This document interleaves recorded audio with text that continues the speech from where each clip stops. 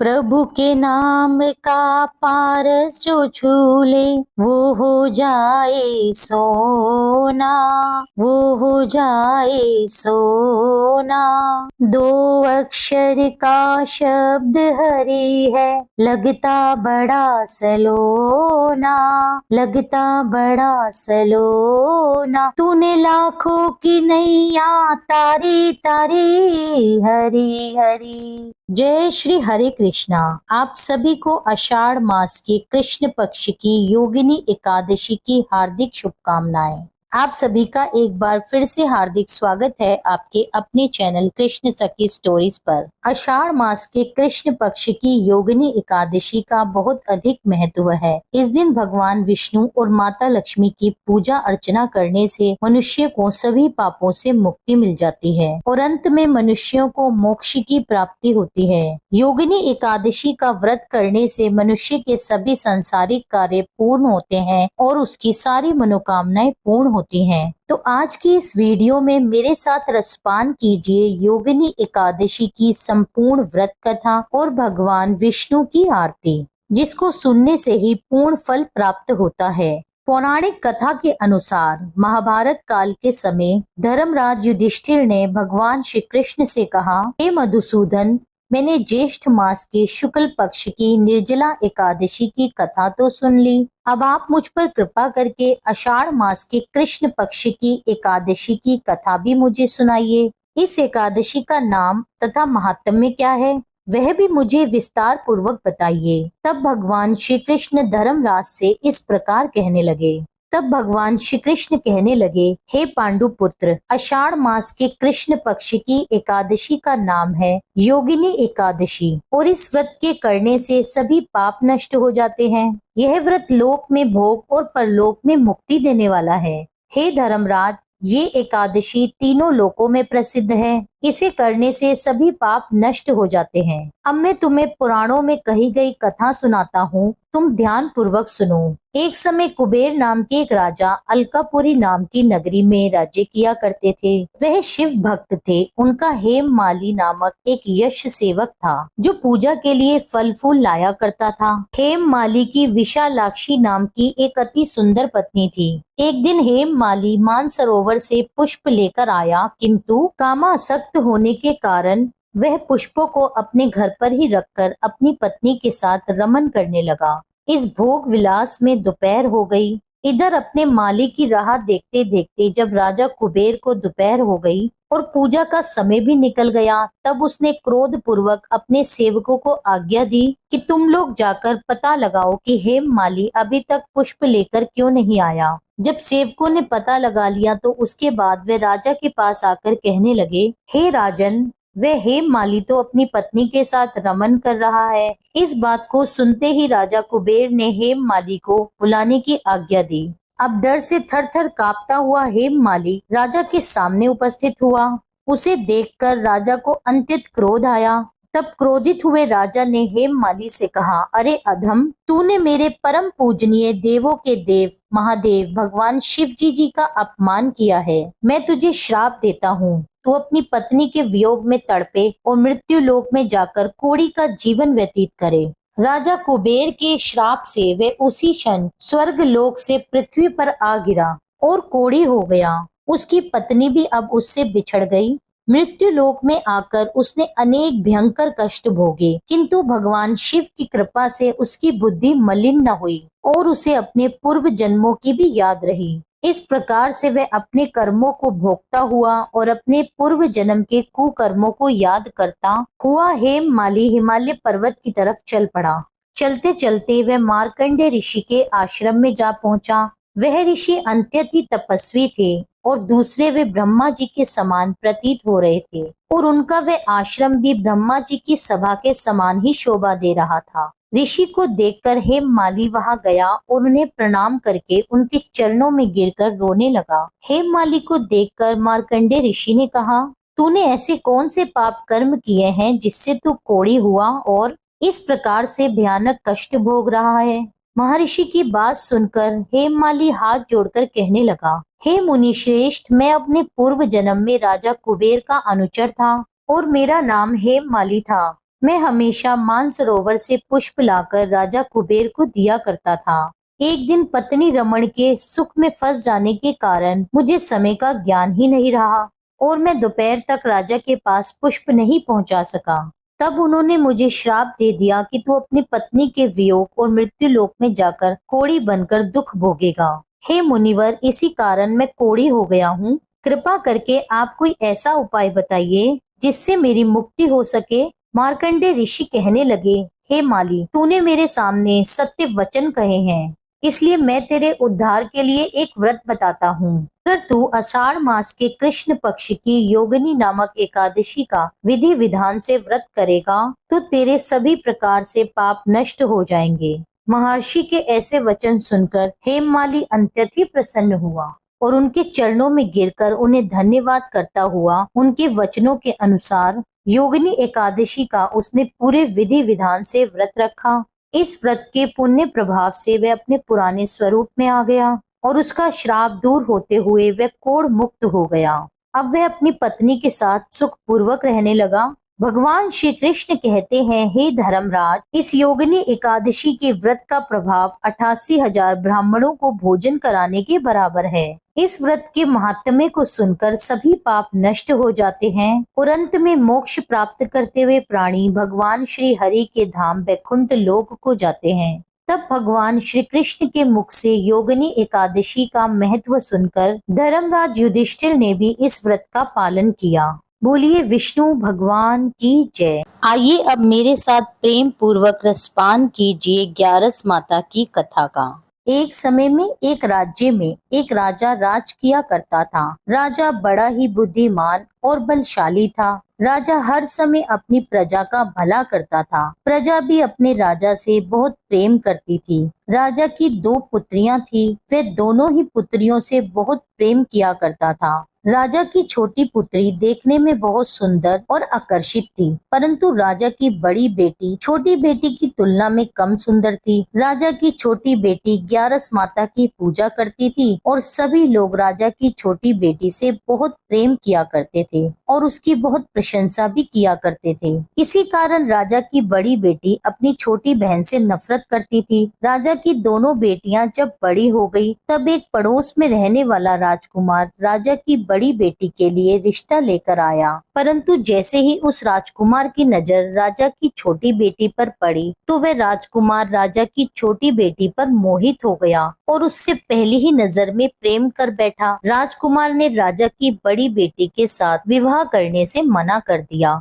और उसने राजा से कहा कि मैं आपकी छोटी पुत्री से विवाह करना चाहता हूँ। जिसके बाद राजा की बड़ी बेटी यह देखकर अपनी छोटी बहन पर बहुत क्रोधित हो गई और राजा की बड़ी बेटी अपनी छोटी बहन को अपना सबसे बड़ा शत्रु मानने लगी। राजा की बड़ी बेटी ने अपनी छोटी बहन से बदला लेने का निर्णय कर लिया, जिसके लिए उसने अपनी छोटी बहन को जान से मारने की योजना बनाई। राजा की बड़ी बेटी ने अपनी छोटी बहन को मारने के लिए सबसे पहले एक लड्डू में जहर मिलाकर उसे खाने के लिए अपनी बहन को दिया, लेकिन छोटी बहन द्वारा उस लड्डू को खाने के बाद भी छोटी बहन को कुछ भी नहीं हुआ। बड़ी बहन यह देखकर बहुत ही आश्चर्यचकित हो गई, लेकिन बड़ी बहन ने हार नहीं मानी और रात में जब वह छोटी बहन अपने कमरे में सो रही थी, तब एक मटके में सांप रखकर उसके कमरे में छोड़ दिया, लेकिन सांप भी छोटी बहन का कुछ भी नहीं बिगाड़ पाया। जिसके बाद बड़ी बहन ने अपनी छोटी बहन से कहा कि चलो हम लोग कुएं में से पानी भरकर लाते हैं, जिसके लिए वह अपनी छोटी बहन को पानी भरने के बहाने कुएं के पास ले गई और उसने अपनी छोटी बहन को कुएं में धक्का दे दिया, लेकिन छोटी बहन को तब भी कुछ नहीं हुआ, क्योंकि हर बार ग्यारस माता उसकी रक्षा कर रही थी और उधर बड़ी बहन अपने सारे प्रयासों में असफल हो रही थी, जिसके कारण वह और अधिक क्रोधित होती जा रही थी। अपनी छोटी बहन से जाकर उसने स्वयं ही पूछ लिया। उसने अपनी छोटी बहन से पूछा, तुमको पता है कि भगवान ने सबकी मृत्यु एक निश्चित समय पर लिखी हुई है और कैसे तुम्हारी मृत्यु होगी, क्या तुम जानती हो? तब छोटी बहन ने बड़ी बहन को बताया, हाँ मैं जानती हूँ मेरी मृत्यु कैसे होगी। छोटी बहन से यह सुनकर बड़ी बहन मन ही मन बहुत प्रसन्न हुई और उसने अपनी छोटी बहन से कहा कि तुम मुझे अपनी मृत्यु का राज बताओ। छोटी बहन ने अपनी बड़ी बहन से कहा कि मेरी मृत्यु तो एक तोते में है। जो तोते के गले में एक हार है उससे मेरी मृत्यु होगी। जब तक कोई भी व्यक्ति तोते को मारकर वह हार अपने गले में पहनेगा तो मैं मूर्छित हो जाऊंगी, और जैसे ही उस हार को अपने गले से उतारेगा तो मैं वापस से जीवित हो जाऊंगी। अपनी छोटी बहन का यह राज सुनकर बड़ी बहन बहुत प्रसन्न हो गई और उसने अपनी छोटी बहन को मारने के लिए उसके पालतू तोते को ढूंढना शुरू कर दिया। और छोटी बहन को इस बात का आभास भी हो गया था कि कोई उसकी जान लेना चाहता है, जिसके लिए वह अपने पिता के पास गई और उसने अपने पिताजी से कहा कि हे पिताजी, मेरी मृत्यु के बाद आप मुझे जलाइएगा मत, बल्कि आप मुझे अपनी पुरानी वाली हवेली में एक पलंग पर लिटाकर छोड़ दीजिए। अपनी छोटी लड़की की यह बात सुनकर राजा बड़ा ही हैरान हुआ। राजा ने अपनी बेटी से पूछा, बेटी तुम ऐसा क्यों कह रही हो? तब राजा की बेटी बोली, समय किसी के लिए नहीं रुका है, कब क्या हो जाए किसी को कुछ पता नहीं। फिर राजा ने अपनी छोटी बेटी से कहा कि तुम ऐसी बातें क्यों कर रही हो? 2-3 दिन में तो तुम्हारा विवाह है। लेकिन उसने अपने पिताजी को ऐसा करने पर मजबूर कर लिया और उनसे वचन ले लिया। राजा ने भी अपनी छोटी बेटी की बात स्वीकार कर ली और 2-3 दिनों के बाद शादी का समय आया। तब राजकुमार बारात लेकर राजा के घर आया और राजकुमार और राजा की छोटी बेटी का विवाह होना आरंभ हुआ। जैसे ही राजा की छोटी बेटी राजकुमार के साथ फेरे लेना शुरू करती है तो उसकी बड़ी बहन अपनी छोटी बहन के कमरे में जाकर उसके तोते को पकड़ लेती है और उसको जान से मार देती है। तोते के गले में जो हार था उसको अपने गले में धारण कर लेती है। जैसे ही बड़ी बहन उस हार को अपने गले में धारण करती है तो उधर छोटी बहन 3.5 फेरे ही ले पाती है और वहीं पर बेहोश होकर गिर जाती है। जिसके बाद राजा ने बड़े बड़े हकीमों वैद्यों को बुलवाया, पर अपनी छोटी बेटी का इलाज करने के लिए राजा की बात सुनकर वैद्य ने छोटी बेटी को जब चेक किया तो राजा को बताया कि आपकी छोटी बेटी ना तो जीवित है और ना ही मृत है। मैं ऐसा पहली बार देख रहा हूँ। राजा ने सारे वैद्य हकीमों को यह बात बाहर बताने से मना कर दी और उनको कहा, अगर ये बात तुमने किसी को बाहर कही तो हम तुम्हें मृत्यु दंड दे देंगे। राजा ने अपनी छोटी बेटी को पुराने महल में जाकर एक पलंग पर लेटा दिया और वहाँ पर कुछ सैनिकों को तैनात कर दिया। राजा वापिस अपने महल में लौट आया। राजा की बड़ी बेटी अपने पिताजी के पास आई और कहने लगी, पिताजी, अगर ये शादी संपन्न नहीं हुई तो आपकी इज्जत का क्या होगा? आप कहें तो मैं आपकी इज्जत बचाने के लिए राजकुमार से विवाह करने के लिए तैयार हूँ। जिसके बाद राजा ने अपनी बड़ी बेटी की बात मान ली और राजा ने अपनी बड़ी बेटी को छोटी बेटी का जोड़ा पहनाकर विवाह मंडप में बिठा दिया। परंतु राजकुमार ये जान गया कि ये राजा की छोटी बेटी नहीं है, बल्कि ये राजा की बड़ी बेटी है। लेकिन जब राजकुमार ने विवाह करने से मना किया तो सभी लोगों ने राजकुमार को विवश करके बचे हुए फेरों को संपन्न करा दिया और विवाह करवा दिया। जिसके बाद राजकुमार राजा की बड़ी बेटी को अपने साथ महल में ले गया।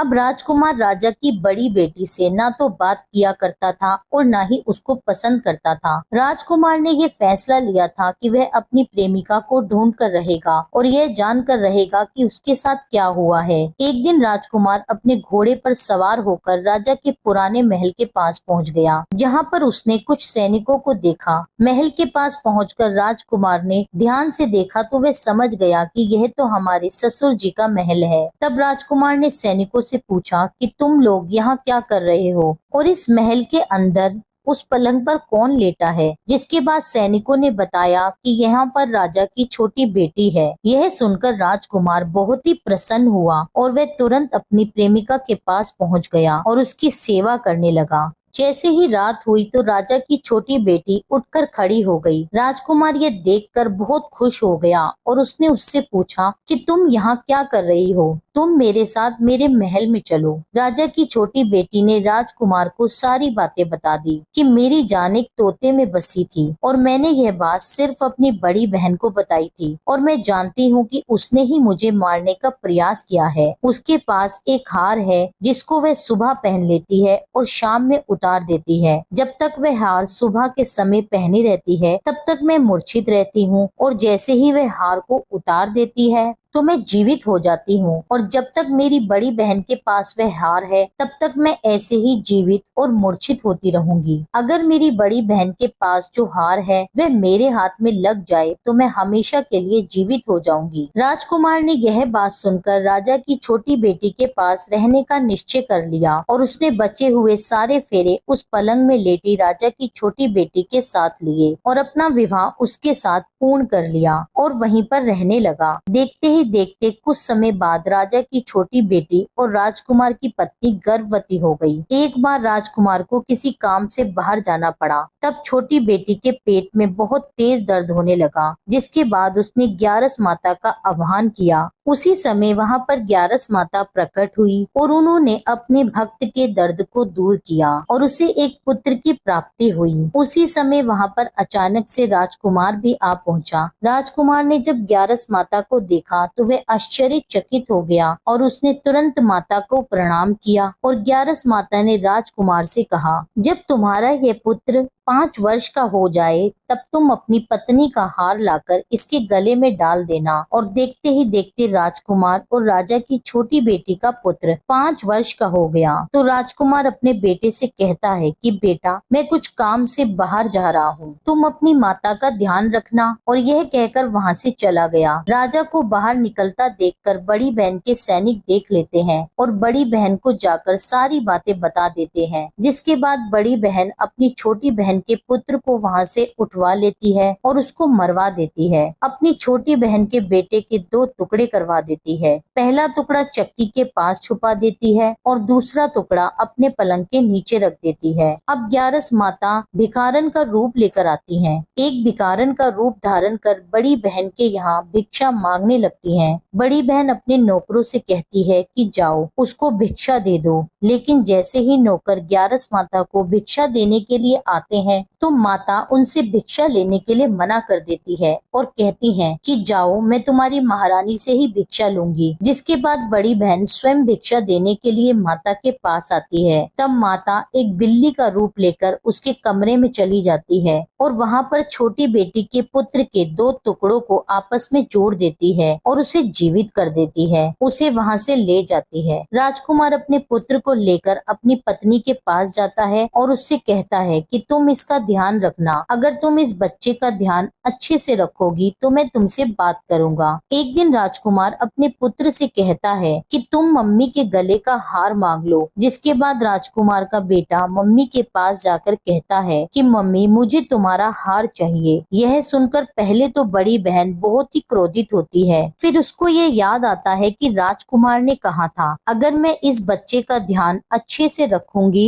तो वह मुझसे बात करेंगे, जिसके कारण वह हार उस बच्चे को दे देती है और वह तुरंत हार ले जाकर अपने पिताजी को दे देता है। और तभी राजकुमार अपने बेटे को लेकर वहाँ से जाने लगता है तो उसकी पत्नी से कहता है कि तुम हमारे लिए खाना बनाकर रखना, मैं शाम को आकर तुम्हारे साथ खाना खाऊंगा। और वह अपने बेटे को लेकर वहाँ से चला जाता है और वह राजा के पास जाकर सारी बात राजा को बता देता है। राजा अपनी बड़ी बेटी की इस करतूत को सुनकर बहुत ही क्रोधित होते हैं और अपनी परवरिश पर शर्मिंदा होते हैं और दोष देने लगते हैं और राजकुमार को अपनी छोटी बेटी के साथ रहने का आदेश देते हैं। इस प्रकार ग्यारस माता और एकादशी माता की कृपा से राजकुमार और राजकुमारी खुशी खुशी अपना जीवन व्यतीत करते हैं। बोलिए ग्यारस माता की जय। हे ग्यारस माता, जिस प्रकार अपने राजकुमार और राजकुमारी के परिवार की रक्षा करी, उसी प्रकार से कथा कहने, सुनने और हुंकारा भरने वाले सभी के परिवारों की रक्षा करना। एकादशी माता की कथा। ओम जय एकादशी माता, जय एकादशी माता। विष्णु पूजा व्रत को धारण कर शक्ति मुक्ति पाता। ओम जय एकादशी माता, तेरे नाम गिनाऊं देवी, भक्ति प्रदान करनी, गण गौरव की देनी माता, शास्त्रों में वरनी। ओम जय एकादशी माता।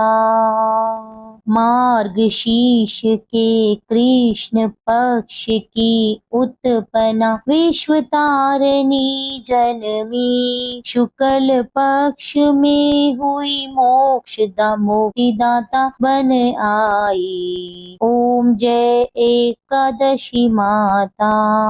पोष के कृष्ण पक्ष की सफला नामक है। शुक्ल पक्ष में होए पुत्रदा आनंद अधिक रहे। ओम जय एकादशी माता। नाम शटिलता माघ मास में कृष्ण पक्ष आवे। शुक्ल पक्ष में जया कहावे विजय सदा पावे। ओम जय एकादशी माता। विद्या फागुन कृष्ण पक्ष में शुक्ला आमल की। पाप मोचनी कृष्ण पक्ष में चैत्र महाबली की। ओम जय एकादशी माता।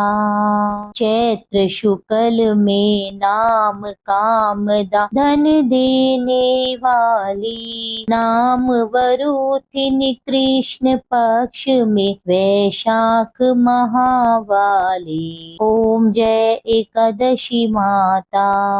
शुक्ल पक्ष में होए मोहिनी अपरा ज्येष्ठ कृष्ण पक्षी। नाम निर्जला सब सुख करनी शुक्ल पक्ष रखी। ओम जय एकादशी माता। योगिनी नाम आषाढ़ में जानो कृष्ण पक्ष करनी। देव शयनी नाम कहायो शुक्ल पक्ष धरनी। ओम जय एकादशी माता। कामिका श्रावण मास में आवे कृष्ण पक्ष कहिए। श्रावण शुक्ला होए पवित्र आनंद से रहिए। ओम जय एकादशी माता। अजाभाद प्रद कृष्ण पक्ष की परिवर्तनी शुक्ला। इंदिरा आश्विन कृष्ण पक्ष में व्रत से भव सागर निकला। ओम जय जय एकादशी माता। पंपकुशा है शुक्ल पक्ष में आप हरन हारी। रमा मास कार्तिक में आवे सुखदायक भारी। ओम जय जय एकादशी माता। देव उत्थानी शुक्ल पक्ष की दुख नाशक मैया।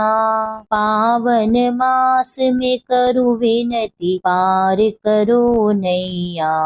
ओम जय एकादशी माता। परमा कृष्ण पक्ष में होती जन मंगल करती। शुक्ल मास में होए पद्मिनी दुख दरिद्र हरणी। ओम जय एकादशी माता। जो कोई आरती एकादशी की भक्ति सहित गावे। जन गुर दिता स्वर्ग का वासा निश्चय वह पावे। ओम जय एकादशी माता। यह थी ग्यारस माता और योगिनी एकादशी की कथाएं। उम्मीद करती हूँ ये कथाएं आपको पसंद आई होगी। वीडियो अच्छी लगी हो तो चैनल को सब्सक्राइब करके वीडियो को लाइक कर दीजिए। कमेंट में लिख दीजिए विष्णु भगवान की जय, ग्यारस माता की जय। मिलती हूँ आपसे एक अगली वीडियो में। जब तक के लिए जय श्री राधे।